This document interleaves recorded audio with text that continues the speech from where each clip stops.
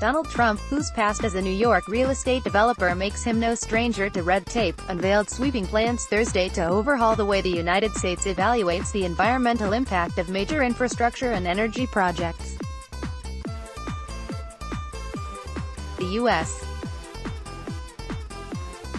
President billed his proposed changes to the National Environmental Policy Act as a long overdue effort to shorten and streamline a bureaucratic approval process emblematic of big government. While critics denounced it as written proof of how much contempt he holds for climate change, the United States will not be able to compete and prosper in the 21st century if we continue to allow a broken and outdated bureaucratic system hold us back from building what we need: the roads, the airports, the schools, everything.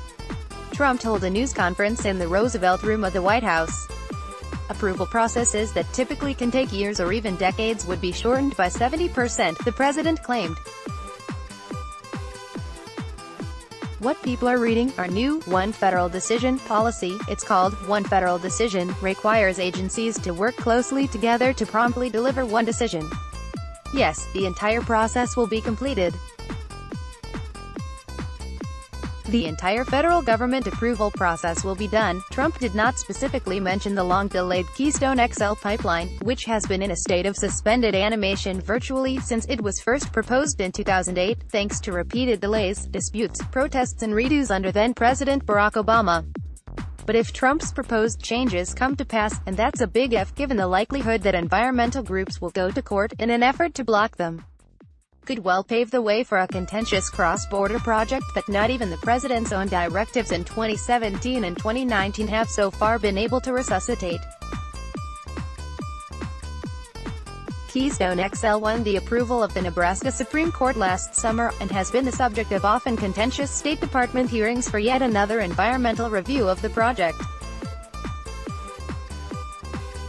Officials with Calgary-based TC Energy, the project's owner, did not respond to media inquiries Thursday.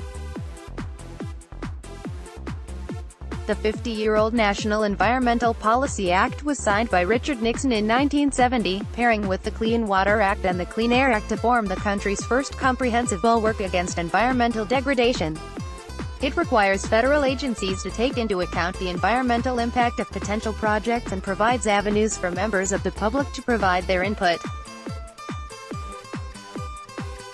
Mary Neumeyer, the chairwoman of Trump's Council on Environmental Quality, said the changes would establish a strict two-year time limit for environmental impact statements, tie in timelines, require increased coordination between federal agencies and make it easier for them to share documentation. The proposed rule would provide for a faster process while ensuring that agencies analyze and consider the environmental impacts, proposed actions and reasonable alternatives to address significant impacts, Neumeyer said. The changes would also limit the scope of projects requiring environmental review to those that receive federal funding. Neumeyer said they would not preclude agencies from taking into account a project's potential to impact U.S. fossil fuel output. Nothing in the proposal would eliminate the protections that Congress has enacted to safeguard our environment and the American people. Environmental groups weren't convinced. The proposal is nothing more than an attempt to write Donald Trump's climate denial into official government policy, Sierra Club executive director Michael Bruns said in a statement. Communities across the country are already feeling the effects of climate change, but rather than protect them, Trump is pulling out all the stops to silence their voices and further prop up his corporate polluter friends. Some, like the Associated General Contractors of America, see the regulatory web woven by the U.S. law as a handy way for environmentalists and others to block development. It long ago stopped being about evaluating the environmental impacts of a proposed project, and has become a way for special interest groups to further their agenda by holding needed infrastructure and development projects hostage to countless lawsuits and delays, said Stephen Sandhair, the group's chief executive. This report by the Canadian Press was first published January 9, 2020.